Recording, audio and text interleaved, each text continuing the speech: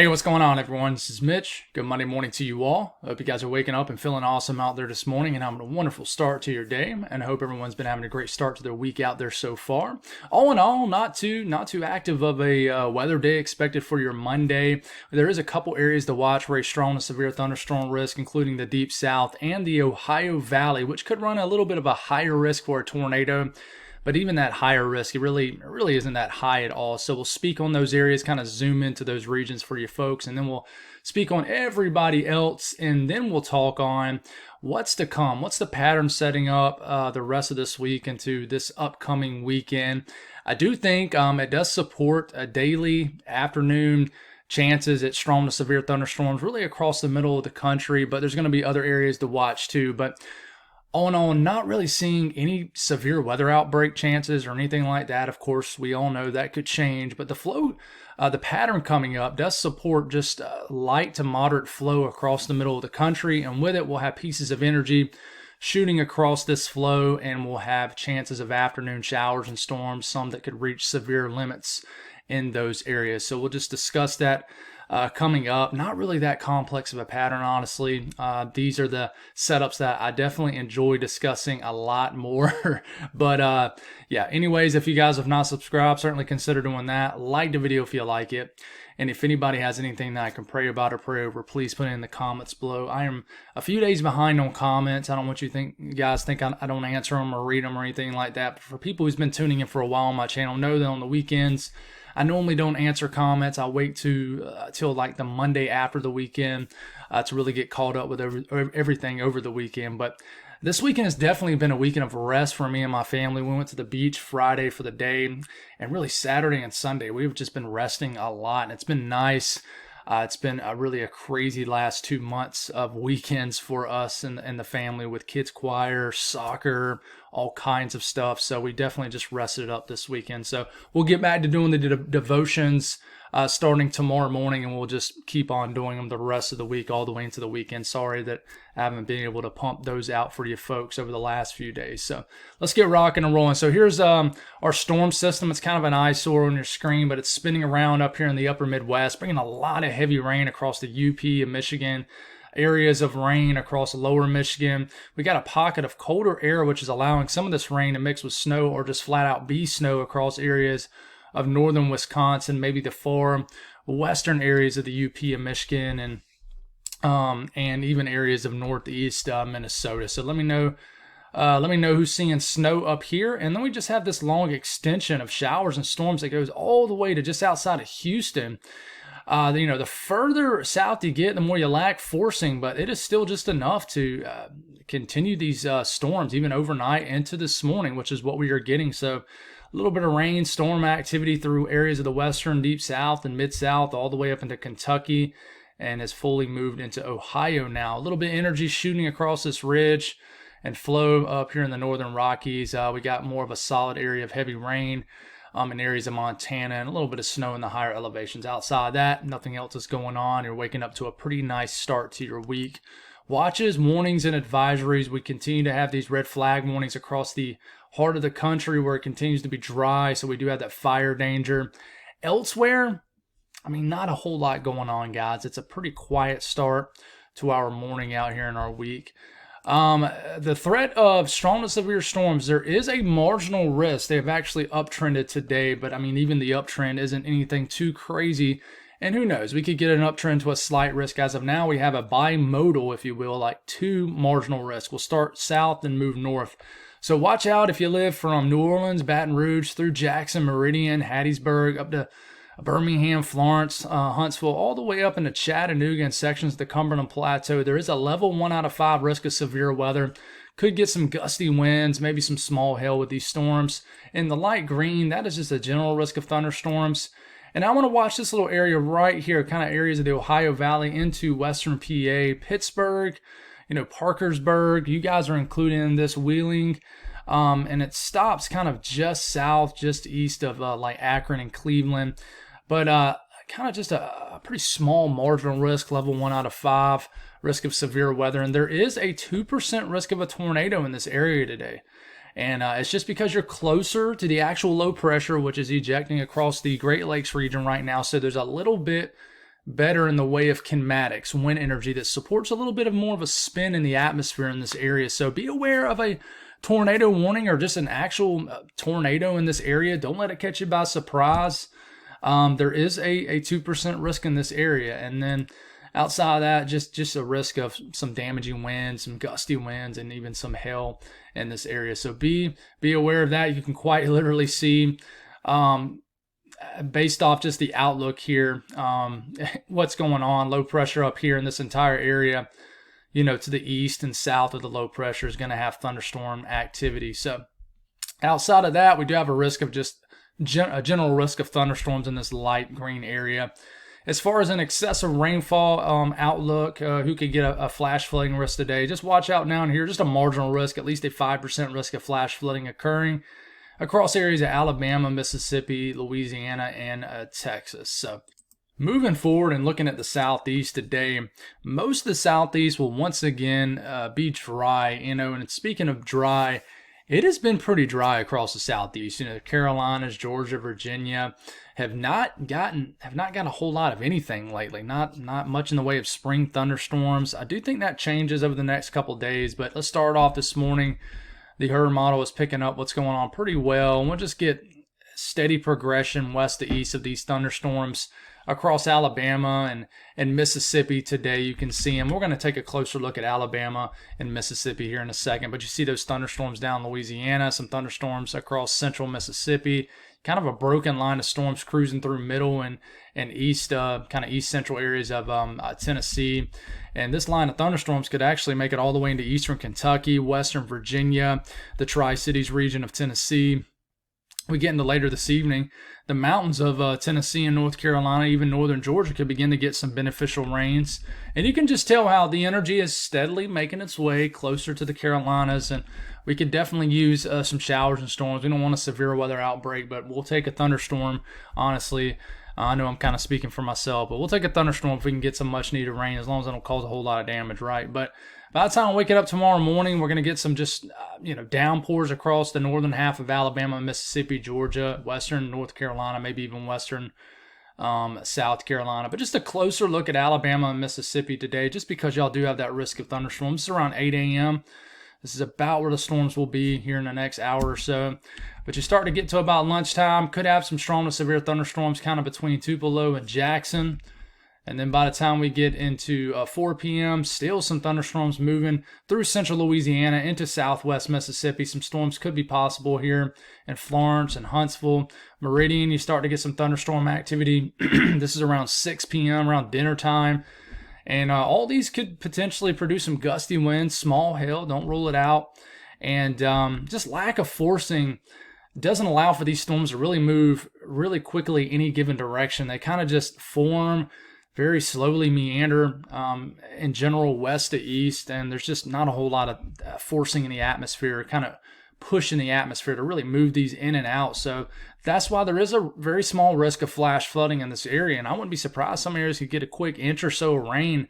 Meridian, it shows you guys just dealing with storms for a good 3 to 4 hour period. But right from the Jackson, Meridian, Tuscaloosa, Birmingham corridor could get, a pretty stormy evening and late evening period. And by the time we get into the overnight hours, just still some scattered downpours and storms all the way through the overnight hours into tomorrow morning across Alabama and Mississippi. But, the further south you get, probably the less chance of getting any kind of storm activity. You see that with that entire run, there really wasn't a whole lot that happened for the southern areas of those states. But the Northeast, the Ohio Valley areas in the Mid-Atlantic, we're going to get some rain showers into Ontario, and then as you can tell, this is around 2-3 o'clock in the afternoon, getting some storm activity in southeastern Ohio, maybe some storms down to Kentucky, and then we'll start to get some storm activity into western New York, just more of a solid rainfall up here near the Tuck Hill Plateau, the Adirondacks, and then you see how these storms begin to get intense. I wouldn't be surprised if they bumped up a marginal risk into western New York State, like into the southern tier. You see these storms? I think right now, let's go back and look at this. Right now, there is no marginal risk into western New York. Okay, but I would not be surprised if they extend this into western New York. So if you do live in these communities here, just be aware. There's just a general risk of thunderstorms right now but you could get a marginal risk later. So any kind of storm activity that forms behind this kind of main energy could produce a quick spin up. And then by the time we're into this evening, just some scattered showers across New England, nothing too crazy.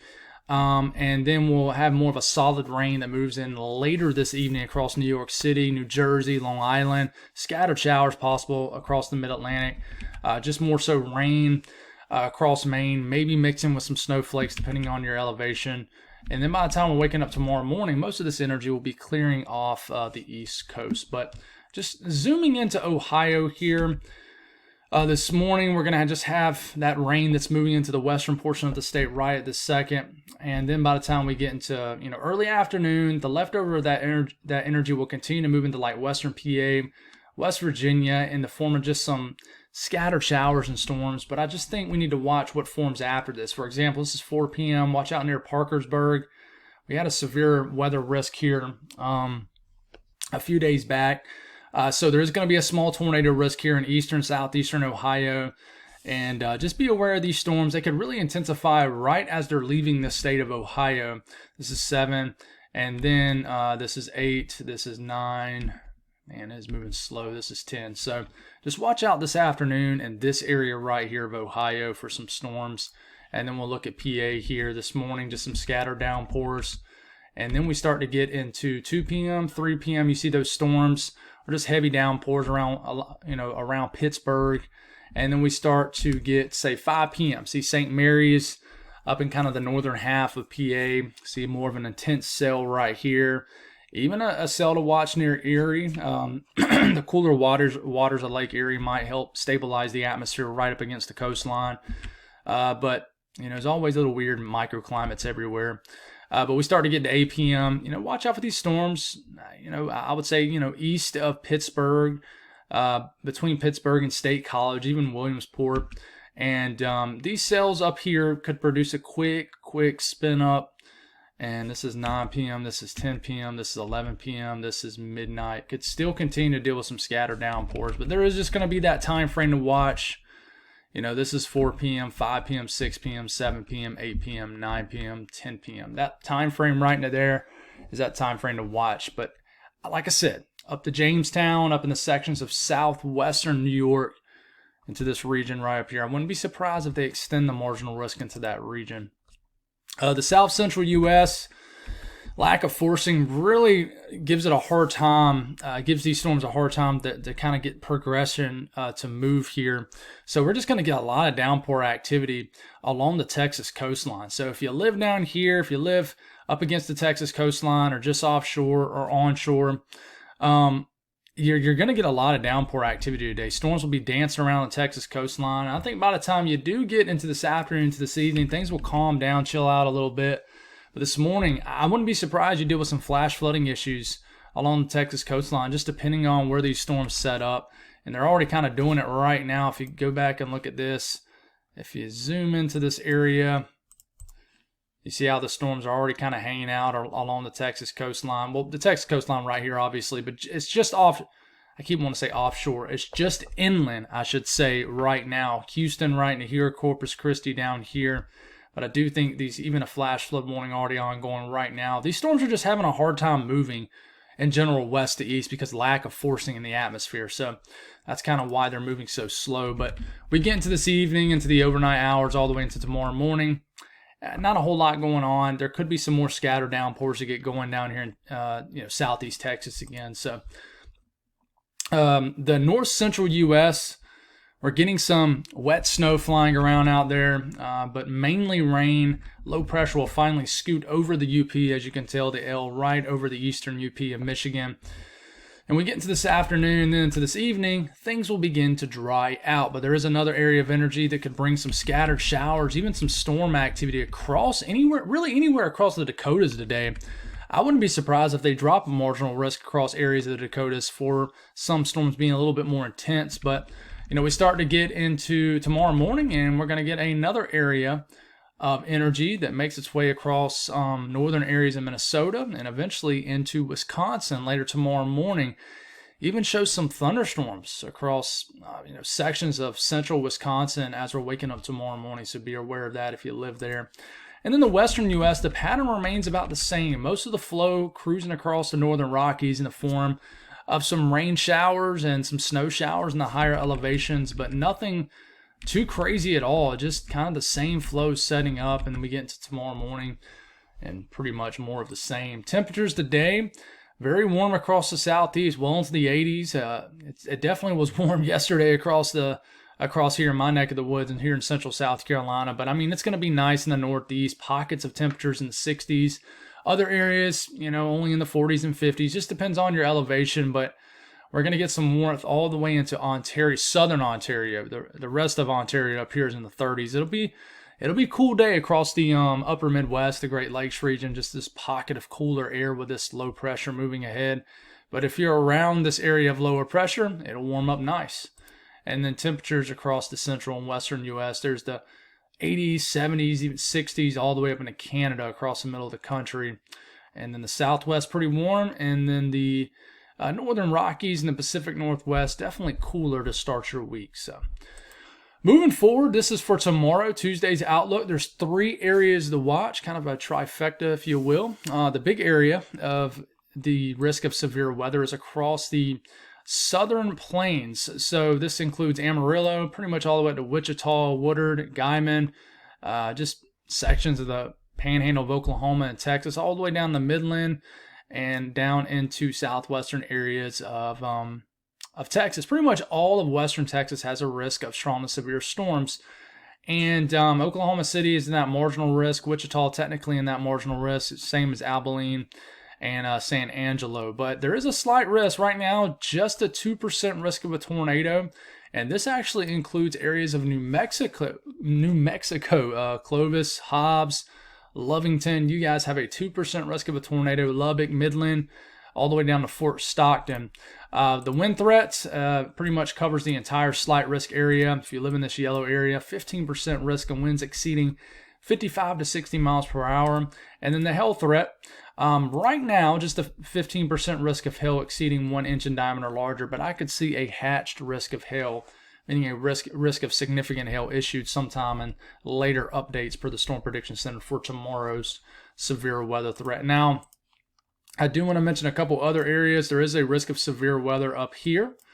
The stretches from pretty much Maryville, Missouri, through Des Moines, through Dubuque, Davenport, Cedar Rapids, all the way up through Madison, Rockford, Milwaukee. Level 1 out of 5 risk of severe weather here.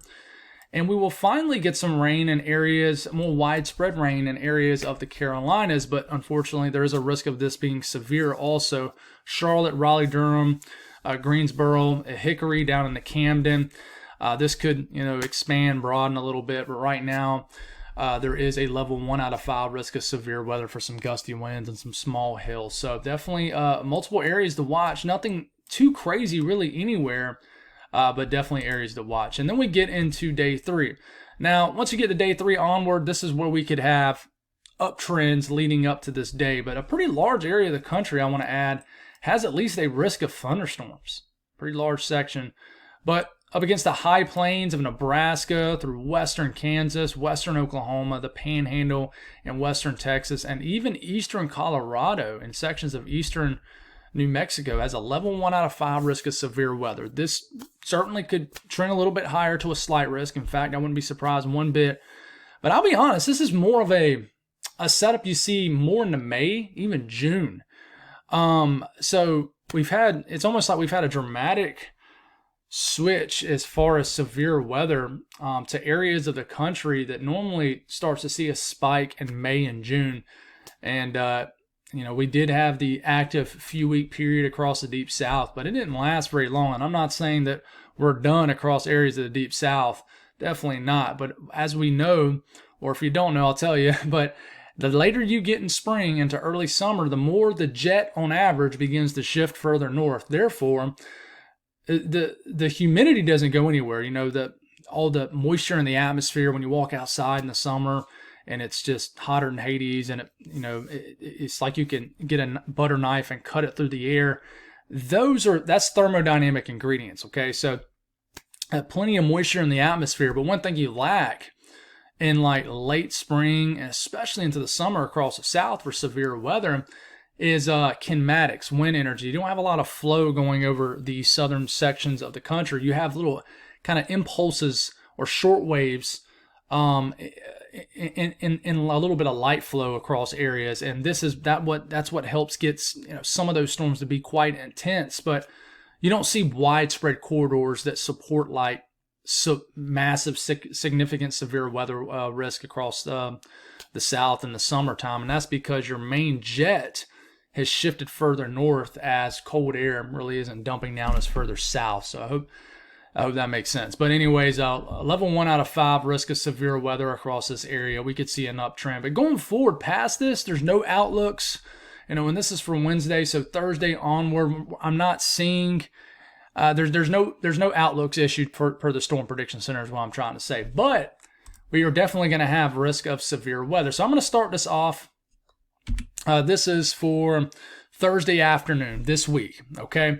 So what you're looking at here is the 500 millibar flow. This is about 18,000 feet up in the air. This is the area you look at to really see where the jet is, and that will tell us where the best flow in the atmosphere is.